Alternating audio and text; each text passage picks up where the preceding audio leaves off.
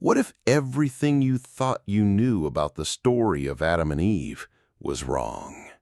What if Eve wasn't created from Adam's rib at all, but from pure, crystallized divine light, pulled from the morning stars before time began? This isn't some new theory. This comes from one of the oldest Bibles on earth, a version hidden for centuries in the highland monasteries of Ethiopia. And in its pages are secrets that change everything.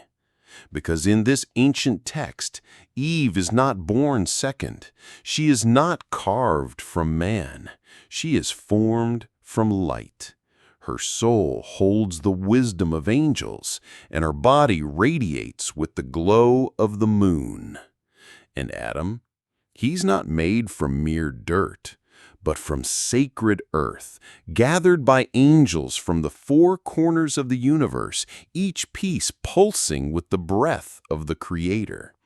When he opens his eyes for the first time, the light from within him shines so brightly the angels themselves have to shield their gaze. This is not the Genesis we grew up hearing in Sunday school. This is something else. A forgotten version of humanity's origin, where the Garden of Eden is not just a garden, but a portal between dimensions, where the serpent isn't a snake, but a being of light that offers Eve the power to create her own universe. And the fall? It's not about breaking a rule.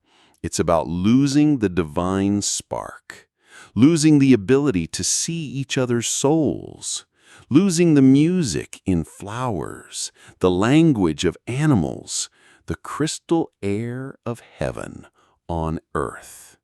This is the story the world was never meant to forget. And if you stay with me, we're going to uncover it all.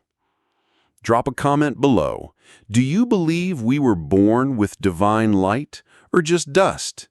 And make sure to like this video, subscribe, and stay until the end, because what you're about to learn may change how you see yourself forever. Most of us were taught that Adam, the first human, was shaped from the dust of the ground. Simple, earthy, almost forgettable. But in the Ethiopian Bible, that dust isn't just ordinary soil. It's sacred. The Book of Kinast, chapter 3, tells a very different story. It says that when the Creator decided to form the first human, he didn't just reach down and scoop up a handful of dirt. He sent angels to the farthest reaches of the universe, to the east where the sun first awakens the sky, to the west where it sinks into golden silence, to the north, land of ice and stillness, and to the south, realm of warmth and life. From each of these corners, the angels returned carrying a portion of divine earth, moistened with the dew of heaven and purified by starlight. The symbolism is beautiful. East represents illumination and beginnings. West, the mystery of endings. North holds clarity, reason. And south, warmth, passion, vitality. Adam wasn't just shaped from the ground. He was crafted from balance itself, a living harmony of all cosmic elements. And when his form was ready, the Creator didn't simply breathe life into him. No, he placed something far greater inside, a spark of his own essence. And his eyes shone like crystal, says the Book of Enoch, and he could see even the invisible. Imagine that. The first human opened his eyes and didn't just see trees or sunlight. He saw the blueprint of reality, the frequencies behind matter, the structure of divine order glowing. He didn't just breathe, he knew. And it didn't stop there.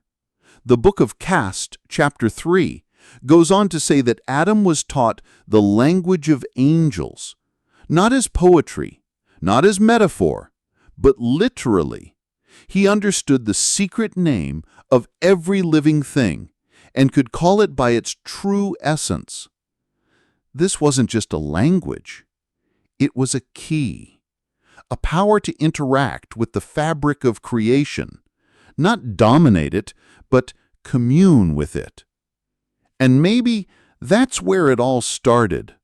The belief, echoed in cultures around the world, that words carry power, that the right name unlocks reality.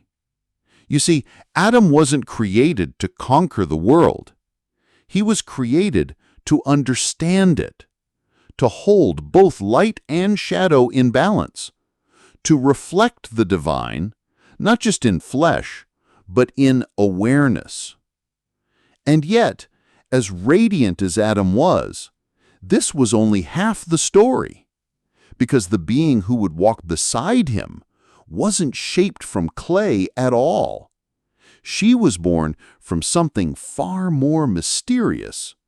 Let me show you what the Ethiopian Bible says about Eve, and why her origin may be the most shocking secret of all. Now, let's go back to the moment when Adam, radiant with divine light, stood alone in the garden, able to see the invisible, understand the language of angels, and name all living things by their true essence.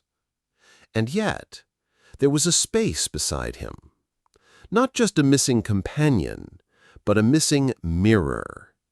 In most versions of the Bible, Eve is created from Adam's rib, a fragment of his body pulled while he sleeps. But the Ethiopian Bible tells a different story.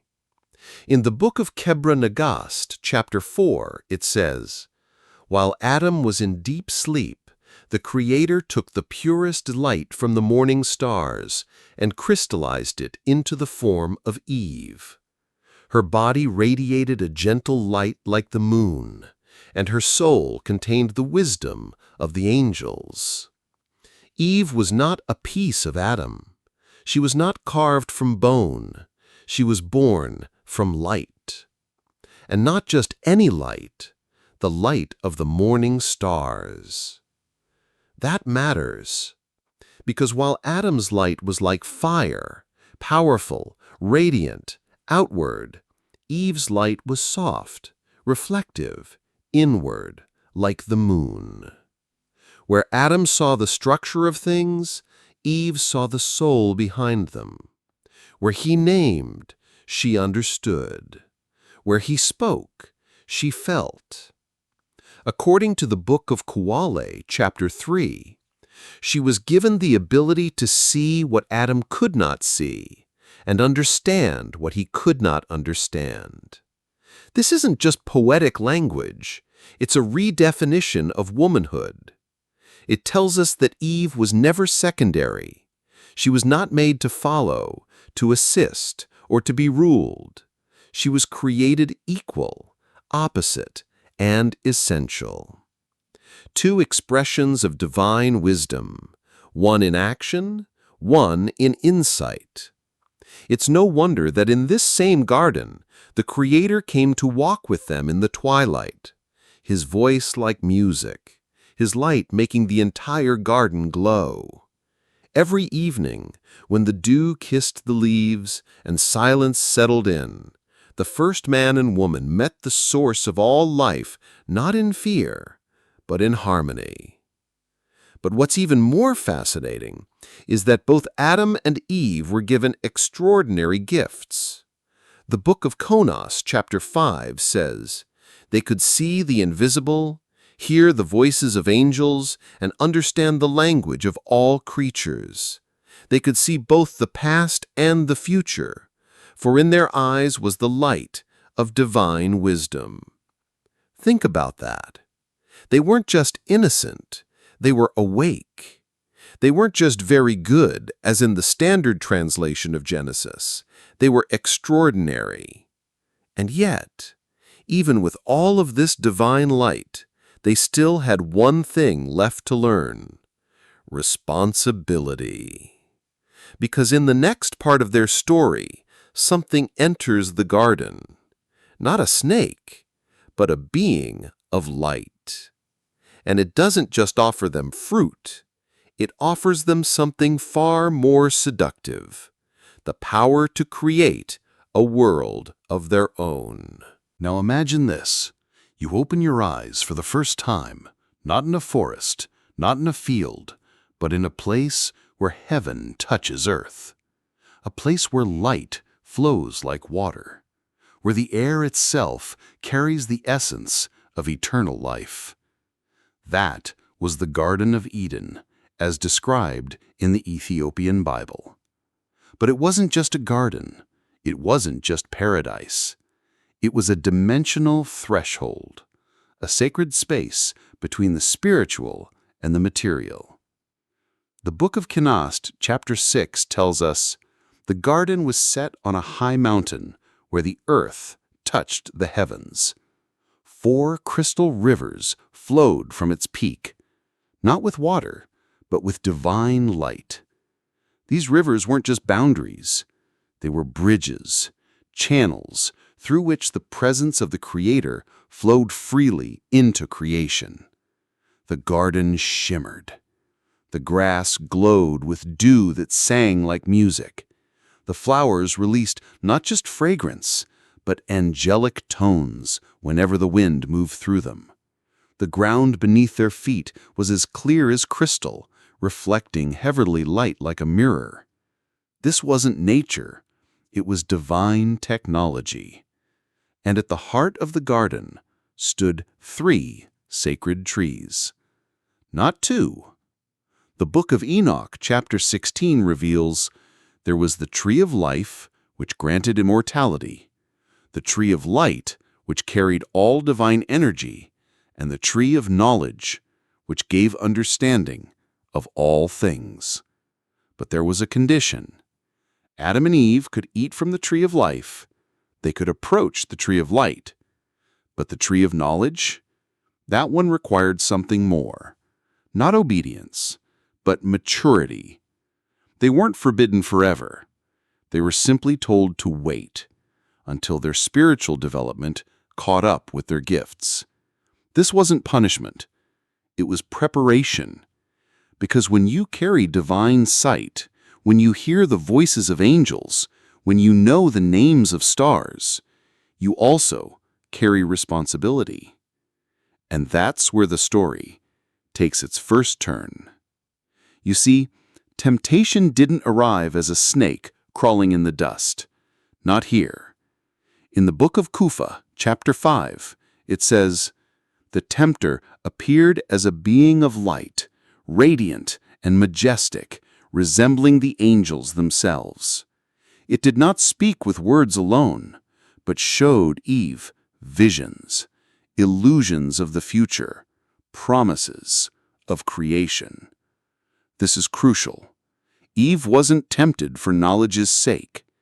She was shown a possibility, a reality where she could become like the Creator, to birth light, to shape life, to command nature itself, a world of her own design. In Kinast chapter 8, it says, "She was offered the ability to create, to bring forth her own laws, her own world, her own order. And when she reached for the fruit, she didn't just eat, she chose. She chose to step out of alignment, not out of rebellion, but ambition. And in that moment, something began to dim. The divine light in their eyes, the crystal clarity of their vision, began to fade. The Book of Enoch, chapter 17, says, "For the first time, Adam and Eve felt darkness, not around them, but within their own souls." That's the part we often forget. The fall wasn't about breaking a rule. It was about losing the ability to perceive the divine, losing the vibration that once let them see light in everything, even in each other. And so the garden didn't change. They did. Because when the Creator came walking in the garden that evening, as he always did, they hid. not because his light had grown too bright, but because their own light had grown too dim. Now, we have to ask the question that echoes through every human heart. If they were once that powerful, that radiant, that connected, what exactly did we lose? And more importantly, can we ever get it back? Let's explore that together in the next part of our journey.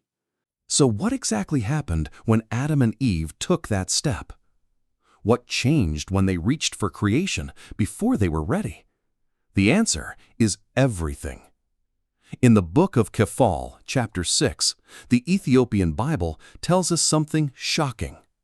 The fall of Adam and Eve created a crack in the fabric of reality. The heavenly light could no longer flow freely into the earth.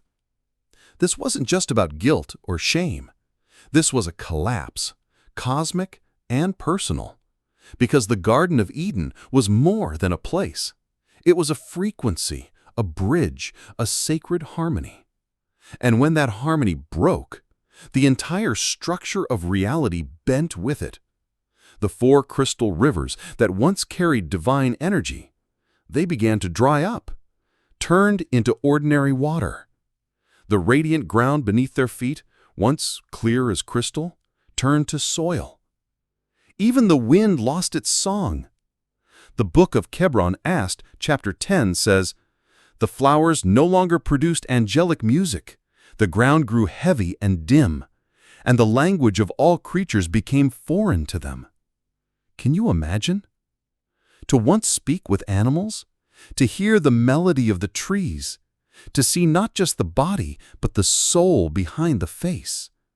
And then, to lose it all.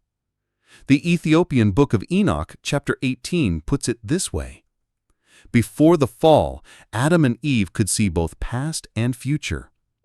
They felt the presence of the Creator in every breath. After the fall, they could only see the material world, and the memory of the lost became a pain in their souls. That's the tragedy. It wasn't just disobedience, it was disconnection. They no longer saw light in each other. They only saw the surface, the outer layer. That's why in Book of Kinast, chapter 11, it says, "When they looked at one another after the fall, they could no longer see each other's souls, only skin, and they realized they were naked." It wasn't physical nakedness, it was spiritual, a kind of exposure that comes when the divine covering is gone. And the most painful part? The Creator hadn't changed. His light was the same. But Adam and Eve could no longer bear it. So they hid, not from wrath, but from the radiance they could no longer comprehend. That's when the distance began, between heaven and earth, between man and creation, between soul and self. And doesn't that still ring true today? Haven't we all, in some way, inherited that same forgetting? That sense that we were meant for more, but can't quite remember what it was? The Book of Enoch, chapter 7 says, "The freedom to choose is the most divine gift the Creator gave, but every choice reshapes the entire fabric of reality." And here's where things get real.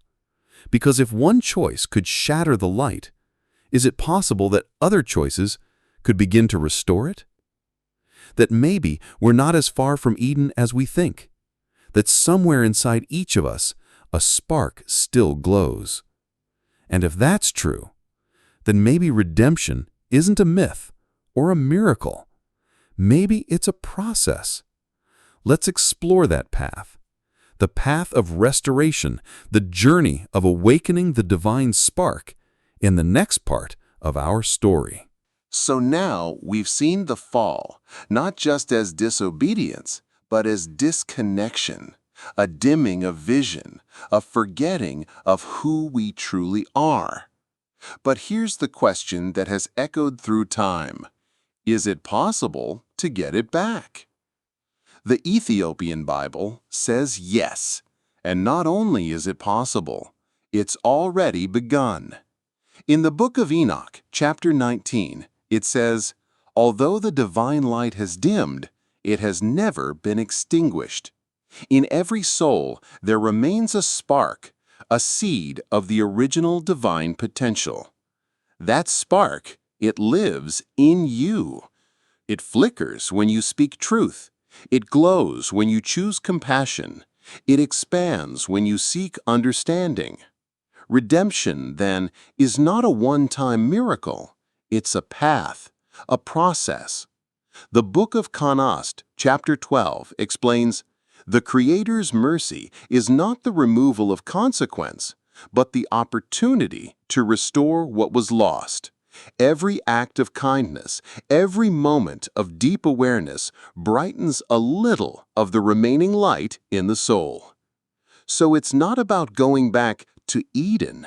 It's about going forward into a higher state of consciousness, one where we carry divine freedom, but align it with divine intent.